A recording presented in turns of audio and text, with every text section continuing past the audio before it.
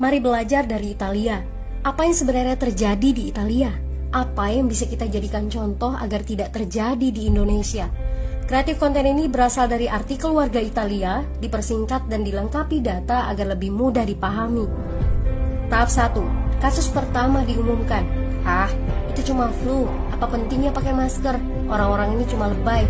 Saya kan sehat, gak bakal ketularan. Gak usah panik lah. Tahap 2. Jumlah positif COVID-19 mulai naik signifikan. Cuma beberapa yang kena. Yang meninggal pun hanya orang-orang tua saja yang memang udah punya penyakit.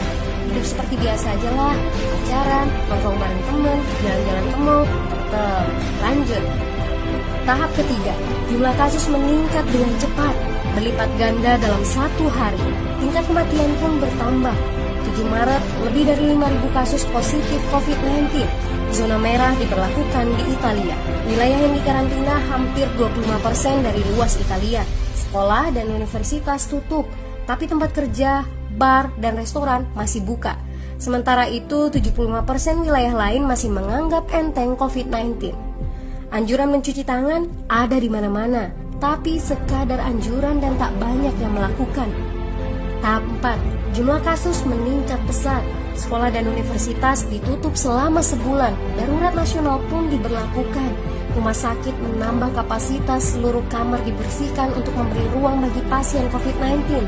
Tapi tak ada cukup dokter dan perawat. Ada terlalu banyak kasus pneumonia, terlalu banyak pasien perlu ICU, tapi ruangannya sudah habis, ventilator habis. Pada titik ini seperti kondisi dalam perang. Dokter harus memilih siapa yang akan diobati berdasarkan peluang bertahan hidup. Itu berarti pasien lanjut usia dan punya penyakit bawaan seperti hipertensi, diabetes, stroke tidak masuk prioritas karena tidak ada lagi ruang. Sistem layanan kesehatan seketika runtuh. Tahap 5. 9 Maret mencapai lebih dari 9.000 kasus. Seluruh kota Italia lockdown. Orang-orang bisa pergi hanya untuk keperluan darurat dan dalam pengawasan ketat. Semua bisnis masih dibuka karena jika tidak, ekonomi akan runtuh. Itu kebijakan pemerintah. Mulai ada ketakutan, orang-orang mulai memakai masker dan sarung tangan. Tapi tetap saja, ada anak-anak yang merasa jagoan, masih ingin uji nyali. Pergi ke restoran rame-rame, hangout bareng, minum-minum dan lain sebagainya. Tahap 6.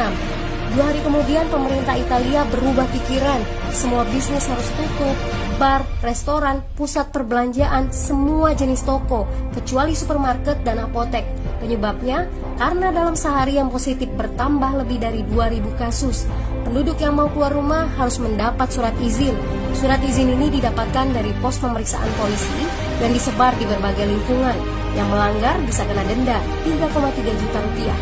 Bagi pasien positif yang tidak mau mengkarantina diri, bakal dituntut dengan pasal pembunuhan, hukuman 1-12 tahun penjara. 21 Maret jumlah korban meninggal di Italia terus meningkat melampaui Cina. Sebagai gambaran, luas Italia itu kurang lebih 2 kali Pulau Jawa. Penduduknya lebih dari 60 juta jiwa. Lalu apa yang harus kita pelajari dari Italia? Yuk, mulai dari diri sendiri, mulai dari di rumah aja. Jaga kebersihan lalu isolasi diri dan keluarga. Tidak keluar rumah kecuali sangat penting. Ini saatnya memulai solidaritas. Yang mampu harus mulai membantu yang tidak mampu. Ini adalah bentuk usaha dan doa kita semua. Semoga badai corona ini segera berlalu. Mari memulai kekompakan dengan membagikan informasi ini. Di rumah aja, mari belajar dari Italia.